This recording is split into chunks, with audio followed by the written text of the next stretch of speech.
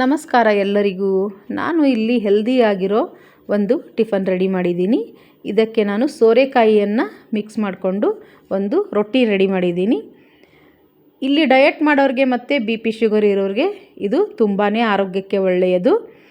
1 ಬಟ್ಲದಷ್ಟು ನಾನು ಇಲ್ಲಿ ರಾಗಿ ಹಿಟ್ಟು, 2 ಚಮಚದಷ್ಟು ನಾನು ಕಡಲೆ ಹಿಟ್ಟು, ಜೀರಿಗೆ, ಹಿಂಗು, ಅರಿಶಿಣ ಮತ್ತು ಮೆಣಸಿನಕಾಯಿ, ಈರುಳ್ಳಿ, ಕೊತ್ತಂಬರಿ ಸೊಪ್ಪು ಹಾಕಿದ್ದೀನಿ.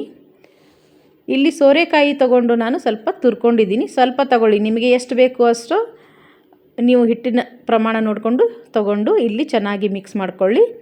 ಆಮೇಲೆ ಇದಕ್ಕೆ ನೀರು ಎಷ್ಟು ಹಿಡಿಯುತ್ತದೆಯೋ ಅಷ್ಟನ್ನೇ ಸೇರಿಸಿ ರುಚಿಗೆ ತಕ್ಕಷ್ಟು ಉಪ್ಪನ್ನು ಹಾಕಿ ಹಿಟ್ಟನ್ನು ಚೆನ್ನಾಗಿ ಕಲಸಿಡಿ.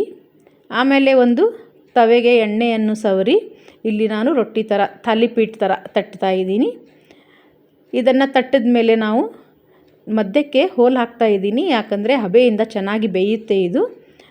ಫಸ್ಟ್ ನಾನು ಸ್ಟವನ್ನು ಜೋರಾಗಿ ಇಟ್ಟಿದ್ದೀನಿ, ಹಂಚು ಚೆನ್ನಾಗಿ ಕಾಯಲಿ ಅಂತ.